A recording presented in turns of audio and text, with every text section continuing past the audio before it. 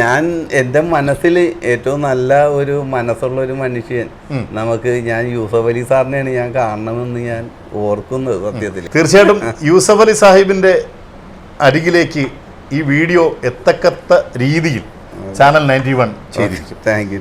ഈ എല്ലാ മലയാളികളും ആശ്രയിക്കുന്ന ഒരു വിശ്വ പൗരനാണ് ശ്രീ യൂസഫ് അലി. അങ്ങ് ദയവായി ഈ ഒരു പഞ്ചായത്തിൻ്റെ വലിയൊരാവശ്യം അങ്ങയുടെ വിശാലമായ ഹൃദയമനസ്കത കൊണ്ട് പരിശുദ്ധ റംസാൻ കൂടിയാണ് ചെയ്തു കൊടുക്കുമെന്നൊരു വിശ്വാസമുണ്ട്. മുളവുകാട് ഗ്രാമപഞ്ചായത്ത്, അതിൻ്റെ ബഹുമാന്യനായ പ്രസിഡന്റ് VS അക്ബറാണ് നമ്മളോടൊപ്പം ഉള്ളത്. UDF ആണ്, ഇന്ത്യൻ നാഷണൽ കോൺഗ്രസ് ആണ്. UDF എന്ന് പറയാൻ കഴിയില്ല, ഇന്ത്യൻ നാഷണൽ കോൺഗ്രസ് ഒറ്റയ്ക്ക് ഭരിക്കുന്ന ഒരു പഞ്ചായത്താണ്. സാർ, ഏകദേശം 12 സീറ്റുകൾ കോൺഗ്രസിന്, ഇന്ത്യൻ നാഷണൽ കോൺഗ്രസിന്. പക്ഷേ LDF ഭരിച്ചുകൊണ്ടിരുന്ന അല്ലെങ്കിൽ CPM ഭരിച്ചുകൊണ്ടിരുന്ന ഒരു പഞ്ചായത്ത് കൂടിയാണ്. അവരിൽ നിന്ന് പിടിച്ചെടുക്കുകയാണ്. ഒരുപാട് ഡ്രീമുകളുണ്ട് ഈ പഞ്ചായത്തിനെ കുറിച്ച്, നല്ല സ്വപ്നങ്ങൾ നാടിനെ കുറിച്ചുള്ള. അതൊക്കെ സാധ്യമാകട്ടെ. നമ്മുടെ ഈ ഒരു ഗ്രാമപഞ്ചായത്ത് ഏറ്റവും സുപ്രധാനമായി ഈ 3.5 വർഷം കൊണ്ട് ചെയ്ത വികസനങ്ങൾ എന്തൊക്കെയാണ്? നമസ്കാരം. നമുക്ക് ഏറ്റവും പ്രധാനം ഈ മുളവുകാട് പഞ്ചായത്തിൻ്റെ ഏറ്റവും പ്രധാനപ്പെട്ട വിഷയം എന്ന് വെച്ചാൽ ഇവിടുത്തെ മെയിൻ റോഡിൻ്റെ വിഷയമാണ്. സഞ്ചാരയോഗ്യമായിട്ടുള്ളൊരു റോഡ് ഉണ്ടായില്ല എന്നുള്ളതാണ്. ഒക്കെ പൊട്ടിപ്പൊളിഞ്ഞ് വളരെ മോശമായിട്ട് കിടക്കുന്ന ഒരവസ്ഥയാണ്. ഒരു കുട്ടികൾക്ക് പഠിക്കാൻ പോകാനും ഇവിടെ നിന്ന് ഹോസ്പിറ്റലിൽ പോകാനും അമ്മച്ചിമാർക്ക് പറ്റാത്ത വലിയൊരു ഗുരുതരമായ ഒരു അവസ്ഥയിലാണ് ഞങ്ങൾ കയറിയത്. ഞങ്ങൾ കയറുമ്പോൾ കോവിഡ് വളരെ രൂക്ഷമായി നിൽക്കുന്ന സമയമാണ്. ഒരു ശ്വാസം മുട്ട് വന്നാൽ പോലും മരണപ്പെടുമെന്നുള്ള വലിയൊരു ഭയത്തിൻ്റെ ഒരു സിറ്റുവേഷനിലാണ് ഞങ്ങൾ കയറുന്നത്. അപ്പോൾ ഞങ്ങൾ ഏറ്റവും പ്രധാനമായിട്ട് ജീവൻ രക്ഷിക്കുക എന്നുള്ളതാണ് ഞങ്ങളുടെ ഭരണസമിതി ഏറ്റവും കൂടുതൽ പ്രാധാന്യം കൊടുത്തത്. നമുക്കൊരു ആംബുലൻസ് സ്വന്തമായിട്ട് ഉണ്ടായില്ല. പക്ഷെ നമ്മൾ 2 ആംബുലൻസ് വാടകയ്ക്ക് എടുത്ത് നമ്മൾ ഈ വീടുകളിൽ കിടന്ന് കോവിഡ് വന്നവർ കിടക്കാൻ സൗകര്യമില്ലാത്തവരെ നമ്മൾ ബോൾഗാട്ടിയിൽ സൗകര്യം ഒപ്പിച്ച് നമ്മൾ അവരെ അവിടെ കിടത്താനുള്ള സൗകര്യങ്ങൾ ഉണ്ടാക്കി. എല്ലാ സൗകര്യങ്ങളോടെ അവർക്ക് വേണ്ട മരുന്ന്, അവർക്ക് വേണ്ട ഭക്ഷണങ്ങളെല്ലാം നമ്മൾ കൊടുക്കാനായിട്ട് നിന്ന്. അതുപോലെ തന്നെ വീടുകളിൽ സൗകര്യമുള്ളവർക്ക് കിടക്കുവാനും അവർക്ക് വേണ്ട ഭക്ഷണങ്ങളും മരുന്നുകൾ, PP കിറ്റ് വേണ്ടവർക്ക് അത് എല്ലാ സൗകര്യങ്ങളും ചെയ്യാനാണ് ഞങ്ങൾ ശ്രമിച്ചുകൊണ്ടിരുന്നത്. അത് വളരെ ഭംഗിയായിട്ട് മറ്റുള്ള പഞ്ചായത്ത് ചെയ്തതുപോലെ തന്നെ വളരെ നല്ല രീതിയിൽ ചെയ്യാൻ കഴിഞ്ഞു എന്നുള്ളൊരു ആത്മസംതൃപ്തി ഞങ്ങൾക്കുണ്ട്. ഒരുപാട് ജീവൻ ഞങ്ങൾക്ക് രക്ഷപ്പെടുത്താൻ കഴിഞ്ഞിട്ടുണ്ട് എന്നുള്ളതിൽ ഒരു സത്യമായ കാര്യമാണ്. പിന്നെ റോഡാണ് നമ്മുടെ പ്രധാനം. ഞങ്ങൾ റോഡ് പണിക്ക് വേണ്ടിയിട്ട് ഞങ്ങൾ ഇവിടുത്തെ ജില്ലാ പഞ്ചായത്തിൻ്റെയും ഹൈവേയുടെയും ഒക്കെ വലിയൊരു സഹായം കൊണ്ട് നമ്മൾ 2ാം ഘട്ട റോഡ് ഏറ്റവും മോശമായി കിടക്കുകയായിരുന്നു. നമുക്ക് ആ റോഡ് ജിട പണിത റോഡാണ്. ജിട പണിതിട്ട് അത് 2 വർഷത്തെ ഗ്യാരണ്ടി പീരീഡ് ഉള്ളതുകൊണ്ട് ഞങ്ങൾ കയറിക്കഴിഞ്ഞ് 1 വർഷം കഴിഞ്ഞാലേ ഗ്യാരണ്ടി പീരീഡ് തീരുള്ളൂ. അതുകൊണ്ട് ഞങ്ങൾക്കൊന്നും ചെയ്യാനും 1.5 വർഷത്തോളം കഴിഞ്ഞാലാണ് ഇത് പറ്റുള്ളൂ. അപ്പോൾ ഞങ്ങൾക്ക് ഒന്നും ചെയ്യാൻ പറ്റാത്ത ഒരവസ്ഥയാണ്. വേറൊരു ഫണ്ട് ഉപയോഗിക്കാൻ പറ്റില്ല.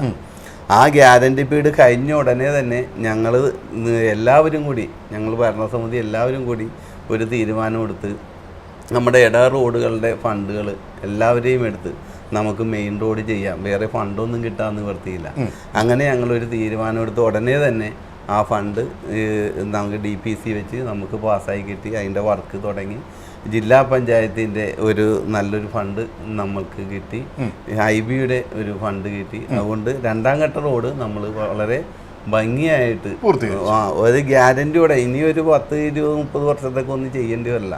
എല്ലാ നാട്ടുകാർക്കും ഇഷ്ടപ്പെടുന്ന രീതിയിലുള്ള റോഡാണ് ഇപ്പോൾ നമ്മൾ പണി കഴിപ്പിച്ചിരിക്കുന്നത്. ഇനിയും തുടർന്ന് പണിയാനുണ്ട്. എന്നാലും അത്രയും ഇപ്പോൾ ഉള്ളത് ഇനി വലിയ മോശമുള്ളതല്ല. എന്നാലും അത് ഉടനെ പണിയണം വേണ്ടിയിട്ടുള്ള ഒരു ഇതാണ് നമുക്ക് ഏറ്റവും പ്രധാനമായിട്ട്. ഇവിടെ ബോട്ട് ജെട്ടി, ഏറ്റവും ഇതായി കിടക്കുന്ന ബോട്ട് ജെട്ടി നമ്മൾ പണി കഴിപ്പിച്ചു. അത് വലിയ അപകട ഇതിൽ നിൽക്കുന്നതാണ്. അതൊക്കെ നമ്മൾ പൂർത്തിയായി. ഇപ്പോൾ നമ്മൾ MPനോട് പറഞ്ഞൊരു ശ്മശാനമാണ് ഈ നമ്മുടെ ഇവിടെ ഒരു പ്രധാനമായിട്ട്. അത് എവിടെയാണ് പണിയുന്നത്? അതൊക്കെ ഈ കോവിഡ് വന്നപ്പോഴാണ് ശ്മശാനത്തിന്റെ ഒക്കെ ഒരു ആവശ്യകത തീർച്ചയായും നമുക്ക് മനസ്സിലായത്. ക്യൂ നിൽക്കുന്ന ഒരവസ്ഥ, അവിടെ ചെല്ലുമ്പോൾ ഇവിടെ തിരക്കാണ്, വേറെ ശ്മശാനം ഭയങ്കര ഒരു അവസ്ഥയായിരുന്നു. അപ്പോൾ അതുകൊണ്ട് നമ്മളിപ്പോൾ ഒരു ശ്മശാനം, അതൊരു വഴിയുടെ വിഷയത്തിലാണ് ഈ കിടക്കുന്ന നമ്മുടെ ഈ 2-ാം വാർഡിലാണ്. ഈ ശ്മശാനം ആൾപ്പാർപ്പുള്ള ഇടത്തിലാണോ? ഇല്ല, മാറിയിട്ടാണ്. നമുക്കൊരു പാടം പോലെ നേരത്തെ പണിതിട്ട് അത് വളരെ പണി ശരിയല്ലാത്തതുകൊണ്ട് നമുക്കതിൽ പിന്നെ ഒരു വഴി മര്യാദക്ക് ഇല്ലാത്തത് കൊണ്ട് പ്രധാനമാണ്. അപ്പം അങ്ങനെ അത് കിടക്കുകയാണ്, അതിൻ്റെ ഒരു തർക്കത്തിൽ കിടക്കുകയാണ്. അപ്പം അതിൻ്റെ ഇടയിൽ കൂടി നമുക്ക് പനമ്പുകാട് ഒരു ചെറിയ ശ്മശാനമുണ്ട്. ഇപ്പം നമ്മൾ MP-യുടെ ഒരു 65 ലക്ഷം രൂപ ഹൈബീഡം തന്നുകൊണ്ട് അത് പണിയാനുള്ള കാര്യങ്ങളുമായിട്ട് മുന്നോട്ട് പോയിക്കൊണ്ടിരിക്കുകയാണ്. പിന്നെ നമ്മൾ കുടിവെള്ള ക്ഷാമമാണ് നമ്മുടെ ഏറ്റവും പ്രധാനപ്പെട്ട ഈ മുളക്. അത് എത്രത്തോളം?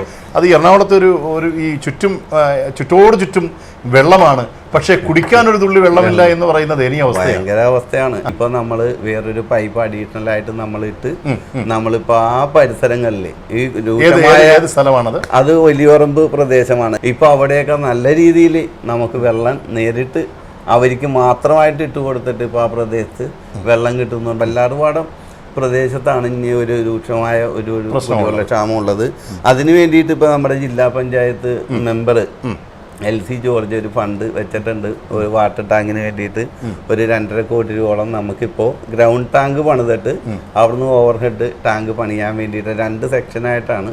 അപ്പോൾ അതിൻ്റെ ഫണ്ട് ഇപ്പോൾ അവിടെ കമ്മിറ്റിയിൽ പാസ്സാക്കിയിട്ടുണ്ട്. സാർ, ഈ മാലിന്യ പ്രശ്നത്തെ നമ്മൾ വളരെ കൊച്ചിയിലൊരു തീർച്ചയായിട്ടും വലിയ പ്രശ്നമാണ്. അത് എത്രത്തോളം ഈ ഒരു ഗ്രാമപഞ്ചായത്തിൻ്റെ പരിധിയിൽ എത്രത്തോളം പരിഹരിക്കാൻ സാധിച്ചിട്ടുണ്ട്?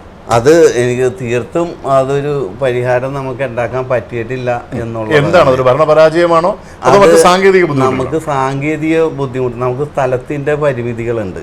സ്ഥലം ഇല്ലാത്തത് ഏറ്റവും വലിയൊരു വിഷയമാണ്. നമുക്കിപ്പോൾ ഉള്ളത് റവന്യൂ പുറമ്പോക്ക് സ്ഥലമാണ്. നമ്മളുടെ ആസ്തിയിൽ തന്നാലാണ് നമുക്ക് എന്തെങ്കിലും അവിടെ ചെയ്യാനായിട്ട് പറ്റുള്ളൂ. വേറൊരു ഹെൽത്തിന്റെ ഒരു സബ് സെന്ററാണ്, അത് വർക്ക് ചെയ്യാതെ കിടക്കുന്നതാണ്. അതിലാണ് ഇപ്പം നമ്മൾ സംഭരിച്ചുകൊണ്ടിരിക്കുന്നത്. ഇപ്പോൾ ഉടനെ തന്നെ അതിൽ നിന്ന് നമുക്ക് മാറ്റാനുള്ള കാര്യങ്ങൾ 16 വാർഡിലും നമുക്ക് 32 ഹരിതകർമ്മ സേനാംഗങ്ങളുണ്ട്. അവർക്ക് വണ്ടിയും ട്രോളിയും ഒക്കെ ഉണ്ട്. അവർ പോയി പ്ലാസ്റ്റിക് മാലിന്യങ്ങളാണ് ഇപ്പം നമ്മൾ നേരിട്ട് ശേഖരിച്ചുകൊണ്ടിരിക്കുന്നത്. ഫുഡ് വേസ്റ്റ് ഒക്കെ നമുക്ക് ബയോബോട്ട് നമുക്ക് കൊടുത്തിട്ടുണ്ട്. ഏറ്റവും രൂക്ഷമായി നിൽക്കുന്ന ഒരു വിഷയമാണ് പട്ടി വിഷയം. ഇവിടെ ഒരുപാട് മരണങ്ങൾ ഉണ്ടായിട്ടുണ്ട്. ഞാൻ കളക്ടർക്ക് പരാതി കൊടുത്തിട്ടുണ്ട്. കളക്ടറും പറയാണ് സുപ്രീം കോടതി വിധിയുള്ളതുകൊണ്ട് നമുക്കൊന്നും പറയാൻ പറ്റില്ല. ഞാൻ പറഞ്ഞ് ഇതിന് അക്രമകാരികളായ നായ്ക്കളെ ഒന്ന് കൊല്ലാനുള്ള ഒരു പെർമിഷൻ വേണമെന്ന് ഞാൻ. അതെ, ഞാൻ മറ്റുള്ള നായ്ക്കള് ശരിയാണ്, സ്നേഹമുള്ളങ്ങളാണ്, അതുങ്ങളെ കൊല്ലുന്നതിനോട് യോജിപ്പൊന്നുമില്ല. ഇപ്പോൾ അക്ബർ സാർ പറഞ്ഞതുപോലെ ഈ തെരുവുനായ ശല്യം അതൊരു വല്ലാത്ത സമൂഹത്തിലുള്ളൊരു വല്ലാത്ത ഭീതിയാണ്. കുട്ടികളെ സ്കൂളിലേക്ക് അയക്കുവാൻ സാധിക്കില്ല, വൃദ്ധർക്ക് റോഡിലേക്ക് ഇറങ്ങുവാൻ സാധിക്കില്ല. ഇത് പരിഹരിക്കപ്പെടേണ്ട ഒന്ന് തന്നെയാണ്. നേരത്തെ പ്രസിഡന്റ് പറഞ്ഞതുപോലെ ഈ നായെ തല്ലിക്കൊല്ലുക എന്നുള്ളതിൽ അല്ല നമ്മുടെ താല്പര്യം, പക്ഷേ പൊതുജനങ്ങളുടെ ജീവന്റെ ഒരു വലിയ ഒരു അപകടമാണത്. സാർ, വീടില്ലാത്തവർ ഈ ഗ്രാമപഞ്ചായത്തിൽ ഉണ്ടോ? വീടില്ലാത്തവരുണ്ട്. വീടില്ലാത്തവർ സാർ, ഈ ഒരു കാലഘട്ടത്തിൽ വീടില്ല എന്ന് പറയുന്നത് എത്രത്തോളം നാണക്കേടാണ്. അതെന്തുകൊണ്ടാണ് സാർ പരിഹരിക്കപ്പെടാത്തത്? ഇത് സ്ഥലം സ്വന്തമായിട്ട് സ്ഥലമില്ലാത്തതാണ് ഏറ്റവും. അതല്ലെങ്കിൽ ഇവർക്ക് വീടും ഇതൊക്കെ ഉണ്ടാവും. പക്ഷെ ഈ ഉള്ള സ്ഥലത്ത് നിന്ന് ഇവര് തമ്മിലുള്ള തർക്കങ്ങൾ കാരണം ഇവരുടെ പേരിൽ സ്ഥലം ഉണ്ടാവില്ല. അതുകൊണ്ടാണ് ഇവർക്ക് വീട് പലരും വെക്കാൻ പറ്റാത്തത്. സൗഹൃദ സംഭാഷണത്തിനിടയിൽ സാർ പറഞ്ഞൊരു മൈതാനവും കാര്യവും ഒക്കെ. തീർച്ചയായിട്ടും എനിക്ക് ഏറ്റവും വലിയ ഒരു സ്വപ്നം നമ്മുടെ ഈ യുവാക്കള് ഇന്നത്തെ ഈ കാലഘട്ടത്തിൽ ഒരു ഗ്രൗണ്ട് എന്നുള്ളത് എൻ്റെ ഒരു സ്വപ്നം തന്നെയാണ്. എങ്ങനെ അത് സാധ്യമാണ്? അതാണ് ഞാൻ അതിന് പഞ്ചായത്തിനും അല്ലെങ്കിൽ സർക്കാരിനും ഒക്കെ ഫണ്ടുകൾക്കൊരു പരിധിയുണ്ട്. അപ്പം ഞാൻ എൻ്റെ മനസ്സിൽ ഏറ്റവും നല്ല ഒരു മനസ്സുള്ള ഒരു മനുഷ്യൻ ഞാൻ യൂസഫ് അലി സാറിനെയാണ് ഞാൻ കാണണമെന്ന് ഞാൻ ഓർക്കുന്നത്. സത്യത്തിൽ ഞാനൊന്ന് ചെറുതായി ഇടപെട്ടോട്ടെ. തീർച്ചയായിട്ടും യൂസഫ് അലി സാഹിബിൻ്റെ അരികിലേക്ക് ഈ വീഡിയോ എത്തക്കത്ത രീതിയിൽ ചാനൽ 91 ചെയ്തിരിക്കും. ഈ എല്ലാ മലയാളികളും ആശ്രയിക്കുന്ന ഒരു വിശ്വ പൗരനാണ് ശ്രീ യൂസഫ് അലി. അങ്ങ് ദയവായി ഈ ഒരു പഞ്ചായത്തിൻ്റെ വലിയൊരാവശ്യം അങ്ങയുടെ വിശാലമായ ഹൃദയമനസ്കത കൊണ്ട് പരിശുദ്ധ റംസാൻ കൂടിയാണ്, തീർച്ചയായും ചെയ്തു കൊടുക്കുമെന്നൊരു വിശ്വാസമുണ്ട്. അതാണ് തുടരും. ഞാൻ ഓർക്കണേ, നമുക്ക് അവിടെ ഒരു ഗ്രൗണ്ട് ഉണ്ടെങ്കിൽ നമുക്ക് കുട്ടികൾക്ക് കളിക്കാനും ഒരു ഓപ്പൺ സ്റ്റേജ് ഉണ്ടെങ്കിൽ എവിടെയാണ് സാർ? ഇതെവിടെയാണ്? നമ്മുടെ മുളവാട് കണ്ടെയ്നർ റോഡിന്റെ ഫ്രണ്ടേജ് ആയിട്ട് തന്നെ, നമ്മുടെ പോലീസ് സ്റ്റേഷനും ടോൾ പ്ലാസക്കും ഇടയ്ക്ക് കണ്ടെയ്നർ റോഡ് ഫ്രണ്ടായിട്ട് തന്നെയാണ് ഈ സ്ഥലം. 1 ഏക്കർ 20 സെന്റ് സ്ഥലം കിടക്കുന്നത്. റോട്ടിൽ കൂടി പോണവർക്കൊക്കെ കാണാൻ പറ്റും. അപ്പൊ അത് നല്ല മനോഹരമായ സ്ഥലമാണ്.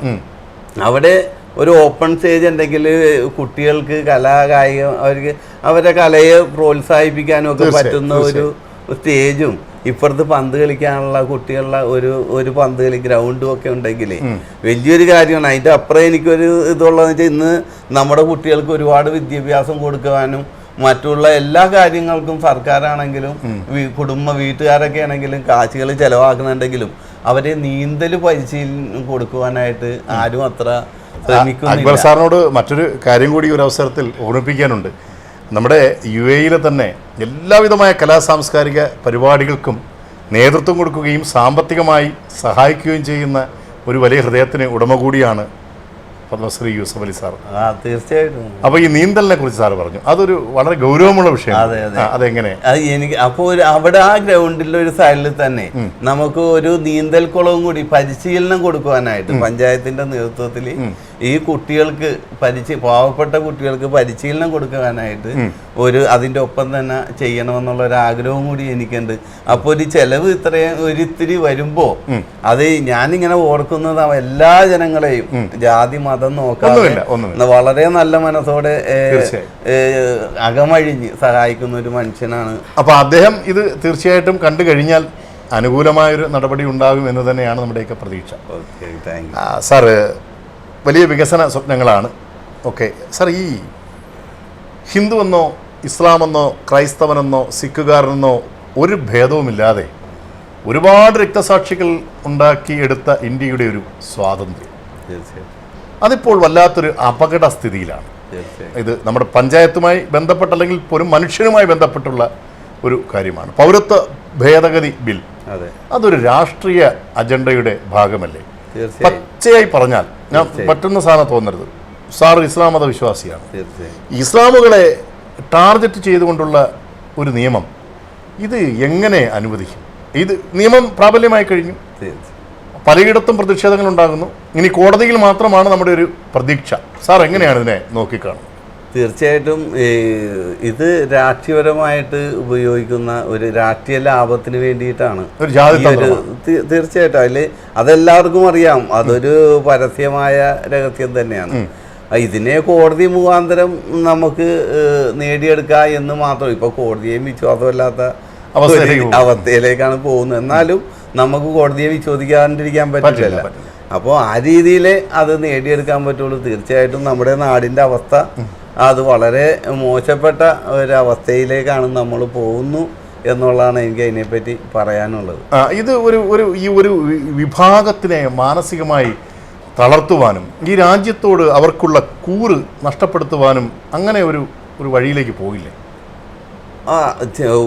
ഈ പലരും പല ഇതാണല്ല വരാം. അങ്ങനെ കുറേ പേര് അങ്ങനെ ഒരു രീതിയിൽ നീങ്ങാനും ഇതിൽ സാധ്യതയുണ്ട്. പക്ഷേ ഇപ്പൊ നമ്മളെയൊക്കെ സംബന്ധിച്ച് നമ്മൾ ഇന്ത്യക്കാരനാണ്. അത് ആരെന്ത് കാണിച്ചാലും നമ്മുടെ മനസ്സിൽ നിന്ന് അത് പോവില്ല ഒരിക്കലും. നമുക്ക് അത് ആരെന്ത് പറഞ്ഞാലും നമ്മുടെ ഒരു വിഷയമേ അതൊരു വിഷയമല്ല. നമ്മൾ ഇന്ത്യക്കാരൻ തന്നെ. നമ്മൾ അതിൽ നിന്നിട്ട് ഇപ്പൊ എന്റെ നാട്ടിലൊന്നും അങ്ങനെ ജാതി അങ്ങനെ വലിയ സംഭവം ഇല്ല. ഞാൻ നിന്ന് മത്സരിക്കുന്നത് എൻ്റെ സമുദായം നിസ്സാര വീടുകളേ ഉള്ളൂ. ബാക്കിയൊക്കെ ഹിന്ദു സമുദായവും ക്രിസ്ത്യൻ സമുദായവും ഒക്കെയാണ്. അവരാണ് എന്നെ വിജയിപ്പിച്ചത്. ഞങ്ങളുടെ നാട്ടിലൊന്നും അങ്ങനെ ജാതി അതൊന്നുമില്ല. ഇവിടെ എല്ലാ പരിപാടികൾക്കും അമ്പലത്തിലാണെങ്കിലും പള്ളിയിലാണെങ്കിലും നിരന്തരം എല്ലാ ആവശ്യങ്ങൾക്കും എന്നെ അവർ വിളിക്കും. അപാകതകൾ എന്തൊക്കെയാണ്? അല്ലെങ്കിൽ സാധ്യമാക്കുവാനുള്ളത്, സാധ്യമാക്കാൻ സാധിക്കാത്തത്, അങ്ങനെ എന്തെങ്കിലുമൊക്കെ പദ്ധതികളുണ്ടോ? നമുക്ക് ചെയ്യാൻ ഇപ്പോൾ വല്ലാർപാടം പ്രദേശം ഏറ്റവും സുന്ദരമായ ഒരു സ്ഥലമാണത്. അവിടെ നമുക്ക് 20 കോടി രൂപ റിംഗ് ബണ്ട് റോഡിന് വേണ്ടി പാസ്സാക്കിയിട്ടുണ്ട് ജിഡ. പക്ഷേ 4 കോടി രൂപയുടെ വർക്ക് അവിടെ നടന്നിട്ടുള്ളൂ. ബാക്കി 12 കോടി രൂപയുടെ വർക്ക് അവിടെ നടന്നു കഴിഞ്ഞാൽ ആ പ്രദേശത്തേക്കുള്ള വെള്ളക്കയറ്റം മുഴുവനും ഇല്ലാതാവും. അതാണ് എൻ്റെ ഒരു ഏറ്റവും വലിയൊരു കാര്യം. പക്ഷേ നടക്കണം, അത് നടക്കുമോ എന്നുള്ളത് നമുക്കൊരു ഇതിൽ അതേപോലെ ടൂറിസവുമായി ബന്ധപ്പെട്ട് നമ്മുടെ മുളകുപാട് നോർത്ത് ആ പുഴയരിക് നല്ല രസമായ സ്ഥലമാണ്. എല്ലാ ഇതിലെ കണ്ടൽ റോഡിൽ പോണവർ മുഴുവനും ആ മുളകുപാട് നോർത്തിൽ ഇറങ്ങി ഒന്ന് ഫോട്ടോ എടുത്തിട്ട് ആ സൂര്യാസ്തമയം കണ്ടിട്ടേ പോകാറുള്ളൂ. അപ്പോൾ അവിടെയൊക്കെ അത് NH-ന്റെ കീഴിലായതുകൊണ്ട് സാർ ഇത് ഈ ഇത്തരം വികസന സ്വപ്നങ്ങൾ സാറിൻ്റെ മനസ്സിലുണ്ടെങ്കിലും ഈ ബില്ല് തരേണ്ടത് അല്ലെങ്കിൽ പൈസ തരേണ്ടത് സംസ്ഥാന സർക്കാരല്ലേ? സംസ്ഥാന സർക്കാർ കടമെടുക്കാൻ നെട്ടോട്ട് ഓടുകയാണ്. അതെ. അപ്പോൾ എങ്ങനെ അത് പ്രാവർത്തികമാകും? അതാണ് നമുക്കുള്ളൊരു പ്രശ്നം. നമുക്കിപ്പോൾ ജിഡയിൽ കുറച്ച് ഫണ്ടുണ്ട്, നമ്മുടെ സമൂഹ ദ്വീപ് വികസനത്തിന് വേണ്ടിയിട്ടാണല്ല ജിഡയുള്ളത്. അപ്പോൾ അതിൽ നിന്ന് കുറച്ച് കാശെടുത്തിട്ട് നമുക്ക് ഇങ്ങനെയുള്ള ടൂറിസം പദ്ധതിക്ക് വേണ്ടി ഈ സമീപ ദ്വീപിന് വേണ്ടി ഉപയോഗിച്ചാൽ അത് വലിയ ഗുണകരമായിരിക്കും. അത് നമ്മുടെ മന്ത്രിമാരും ഒക്കെ ഇത് ശ്രദ്ധിച്ച നല്ല മനോഹരമായ ഒരു സ്ഥലമാണ്. നമ്മുടെ ബോൾഗാട്ടി ജംഗ്ഷൻ, ഹയാത്തും ബോൾഗാട്ടി പാലസൊക്കെ ഉള്ളതാണ്. അതിൻ്റെ ഫ്രണ്ടിൽ അതൊന്ന് നവീകരിച്ചാൽ ഒരുപാട് വിദേശികളൊക്കെ വരുന്ന സ്ഥലമാണ്. അത് വലിയൊരു രസം, നല്ലൊരു ഇതായിട്ട് മാറും. ആ പാലം വീതി കൂട്ടിയാൽ നമുക്ക് ബ്ലോക്കുകളൊക്കെ കുറഞ്ഞു കിട്ടും. ഇതൊക്കെ നമ്മുടെ മനസ്സിലുള്ള ഒരു ഞാൻ പല ഇതിനെ വേണമെന്ന നിവേദനങ്ങളൊക്കെ ഞാൻ കൊടുത്തിട്ടുള്ളതാണ്. ഈ ഒരു തിരക്കിനിടയിലും സത്യസന്ധമായി എല്ലാ കാര്യങ്ങളും അങ്ങ് വിവരിച്ചു. ഇത്രയും സമയം ചാനൽ 91 ന്യൂസിനൊപ്പം ചെലവഴിച്ചതിൽ ഒരുപാട് സന്തോഷം, സ്നേഹം. എനിക്കും ഇതുപോലെ തന്നെ ഈ ഒരു ചാനൽ 91 ചാനൽ വന്ന് എൻ്റെ ഒരു മനസ്സ് അറിയാൻ കഴിഞ്ഞ് ആ മനസ്സ് കാണിച്ച 91 ചാനലിനും അതിൻ്റെ ഉദ്യോഗസ്ഥർക്കും എല്ലാവർക്കും ഞാൻ പ്രത്യേകം ഈ റംസാൻ മാസ ആശംസകളും എല്ലാം നന്ദിയും നേർന്നുകൊള്ളുന്നു.